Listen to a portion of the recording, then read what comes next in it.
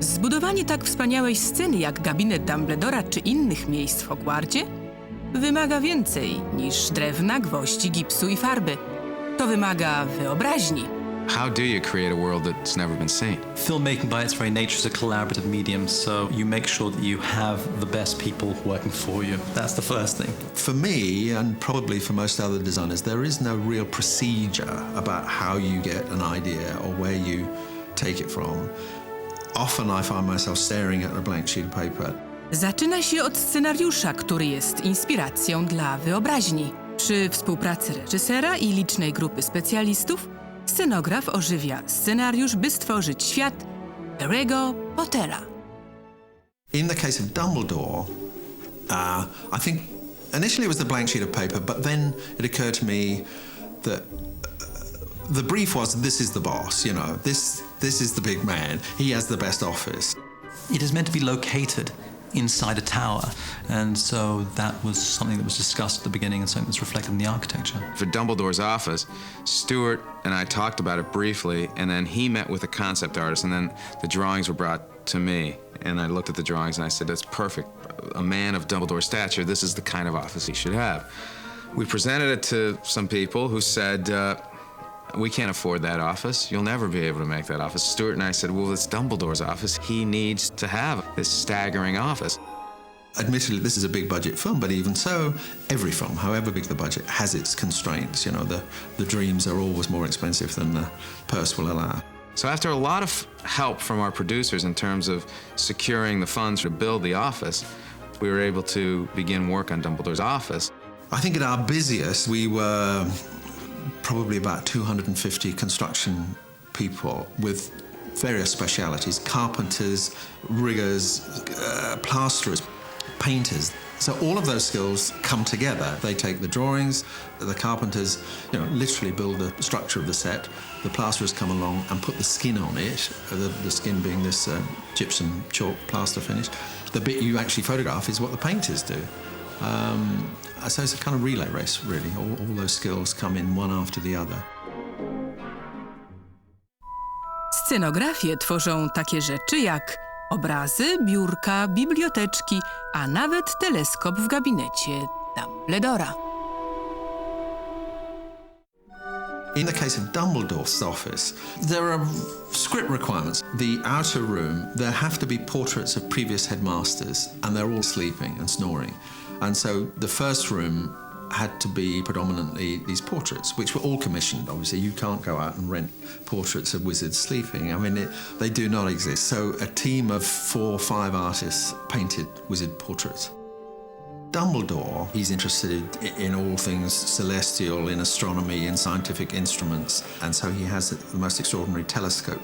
We thought it was important to have that particular telescope in Dumbledore's office because we may want to use it on a 3rd or 4th film. So we looked at ancient astronomical instruments and built, with drawings, sketches, this bizarre piece of machinery. Our goal with it always, it's fantasy, yes, but we wanted to root everything in a reality. We did not want things to be purely fantastical. Dzień dobry, uczniowie! The greenhouse was a chance to sort of show another side of Hogwarts. So the greenhouse, it had to feel like it's existed for hundreds of years, and it had to feel like a very earthy, natural place. The origin of the set was probably for cost reasons as much as anything initially, to go to a real greenhouse if we could. The best greenhouses in this country are in Kew Gardens.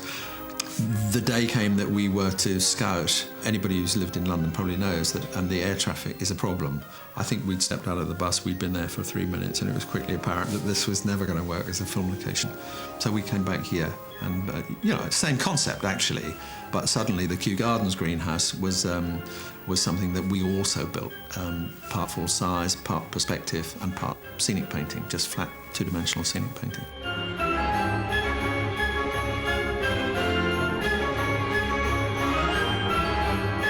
Dziś będziemy rozsadzać mandragory. Scenariusz wymaga od dekoratora umieszczenia wielu drobiazgów w biblioteczkach, na biurkach i innych meblach. Niektóre to antyki, inne są zupełnie nowe. Ich znalezieniem, budową i rozmieszczeniem zajmuje się grupa utalentowanych rekwizytorów. Stephanie McMillan is the set decorator and is therefore largely responsible for colour and for texture. In Dumbledore's office, the idea was that he was interested in astronomy, so we really went for that, and there were astrolabes and orreries in his office. In a film like this, where magic grows out of seemingly ordinary things, that the chances are you pretty much have to make special props. The burrows, to me, I felt that it's got to be filled with sort of magical, whimsical inventions. Twoi synowie polecieli w nocy twoim autem aż do Sary i z powrotem. A to ci heca. No i... This house is jam full of things collected, things seen, things found, 1,000 different things. I'm sure 1,000's an underestimate, actually. And the shopping for that took place over many, many months. Stephanie and her team would go to auctions, and then some of the very special ones, the special clocks, were made by our prop-making department. The frying pan and the knitting needles we thought would be really fun to do practically, so we actually put quite a lot of time and effort into building knitting needles that knitted on their own. In fact, one of our crew spent a long time coercing his mother into doing lots of knitting for us so that he could video it and see how the knitting needle should operate. Normalka. Zwykły dom. Tu jest obłędnie. You go onto these sets and you see them for the first time and they're completely dressed. I mean, these are places that you could actually go in and live. You could actually read the books, use the instruments, sleep on the sofas because they're so comfortable. And it's an incredible experience to walk onto these sets because you believe that they're real. Na co czekacie? Przed rozpoczęciem zdjęć szczegółowo planuje się efekty wizualne. Często są one kombinacją obrazów filmowych z komputerowymi. Filmując takie postacie jak Fawkes, na planie umieszcza się ich model. With Harry Potter, all the concepts, the sort of initial discussions, come about through meetings between the director of the art department, John Richardson in special effects, myself, primarily to work out who's going to do which bits. Kto tu jest? With Aragog, we sat down in meetings at the very beginning. You know, everyone is going, well, of course, Aragog has to be CG. He's enormous, you know, it can possibly be done for real. And so, sort of like a fool, I went, excuse me, I think we can build that. And it's always scary when you've built something that's taken that long and it's that complex, and the whole scene is centered around this character in one way. Sort of, if it didn't work, they were going to CG it. And in fact, when they did the rough cut of the scene, they apparently decided they don't need to CG him at all. At that point, Chris Columbus did turn around to me and say, well, you did say you could do that. And, you know, I said, yes. And it doesn't stop me being completely surprised. Folks? The Phoenix, it's a very complex creature to start with, and feathering is very different from hair or anything else because you're working with real feathers, and it's very difficult to duplicate that. I work very closely with the visual effects supervisors so that, you know, the guys who are actually modelling the feathers of the Phoenix in the computer can come and see our Phoenix, and we can talk to them and they can go, oh yeah, that's really lovely, but that's going to give us a nightmare, so you can offer something else. That kind of thing goes on all the time. Jak fajnie! Czy to nie są obyczaje? Operator nie tylko filmuje scenę, ale także ją oświetla. Od oświetlenia zależy, czy dane miejsce jest przytulne, czy przerażające. Chris said, I'd like you to see the first film, and we'd like to go darker. Roger and I set out the beginning. Hogwarts is a place that is magical and glowing, but as the events at Hogwarts take a darker and more serious and quite terrifying turn, the film gets darker, and the magical glow starts to go away. I think dark as a mood, how you achieve it might not entail less light, but it's just allowing the corners of the hall or the staircase to just go off into nothing.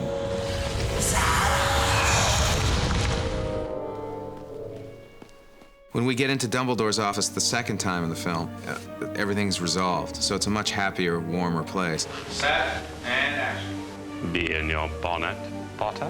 When we get there the first time, Roger and I talked about it being a much more mysterious place because Harry is at a point in the film where he's questioning who he is. You see, I was wondering if you put me in the right house. He's questioning, could he potentially be the rightful heir of Slytherin? Could he be doing something evil without his knowledge? Set, action. We had a Steadicam operator on this film who was absolutely superb. He could move unlike anything I'd ever seen before. It liberated me as a director because I was actually able to stand next to him and take his shoulders at some point and turn him this way and that way. How many spells? You actually become an active part of filmmaking because you're in there. In a sense, it was similar to the basilisk in the walls of Hogwarts, which is constantly moving and slithering around. We wanted that snake-like quality in the camera movement this time.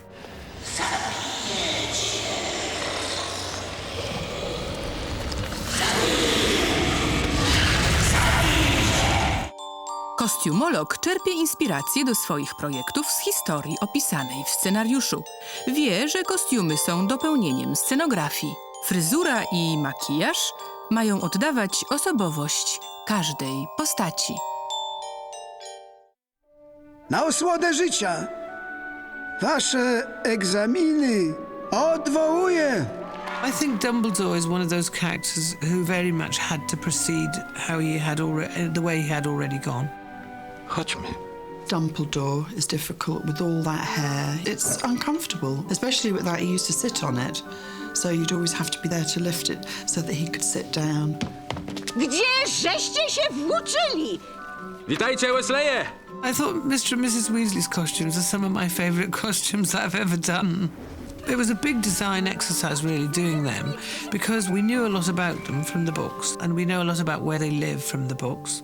And then Stuart Craig and I kind of discussed ever such a lot about their home life, and we knew all about her knitting, you know, how she loves knitting. And so I think we just went on a wool and tweed adventure, you know. I imagine that Mrs. Weasley has crocheted and knitted and pulled together all these things herself. Lockhart's character. It was very difficult because in the script it tells you that he wears lilac and pink and pale blue and all these sort of colours. And really, within the colour scheme of the Harry Potter film, that doesn't work. It would look vulgar and rather, you know, like the end of the pier sort of look. Czy wszyscy mnie widzą? Czy wszyscy słyszą?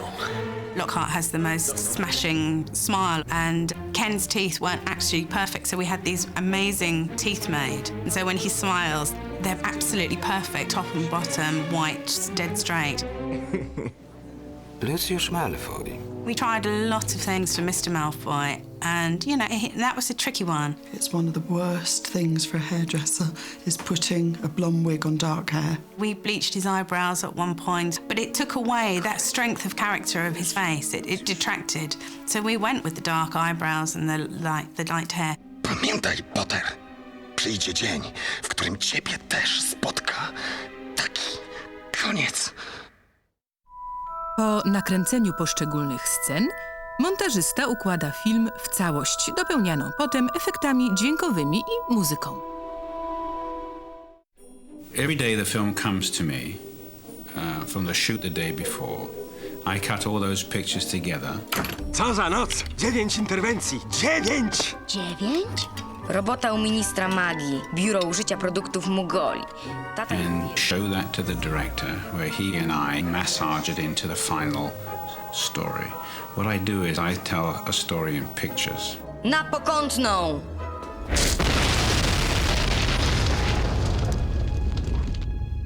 And the effects editor, he does virtually the same sort of thing, but with effects. He enhances the movie. So if there's a door closing, he changes that to a much bigger door, perhaps, or he can change the whole sound of a car.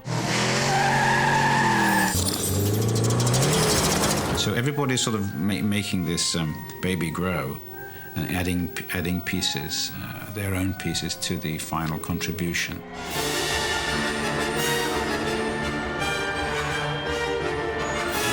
John Williams and I sit down, and then we'll go through the film and talk about specific places that I'd like music to start and end. Nikt tutaj nie wchodzi. Jak to? Przez Martę. Kogo? Jęczącą Martę. Kim jest ta Marta? Ja jestem Marta!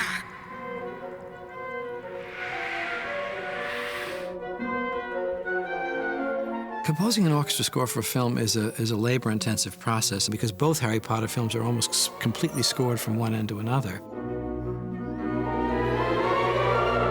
We always recognize if we can see these films without music and then see them with it, we realize that some aspect of the nourishing blood of what makes a film work comes from the music. Harry! Hermiona!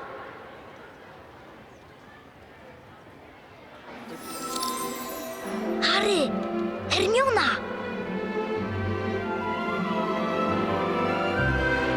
Actually, I think I spend more time thinking about that melodic material than film scores. And when it's successful, it's a great reward, I think, certainly for me personally, and hopefully for those people who take the music away and want to play it or learn it or hear it over again. To dzięki pracy wielu utalentowanych ludzi magia wreszcie nabiera w filmie życia. Zerknijmy teraz na końcowe rezultaty.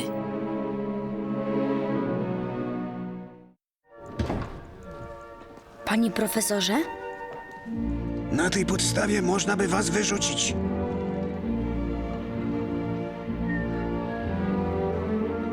A więc Tiara miała rację, proponując mi Slytherin.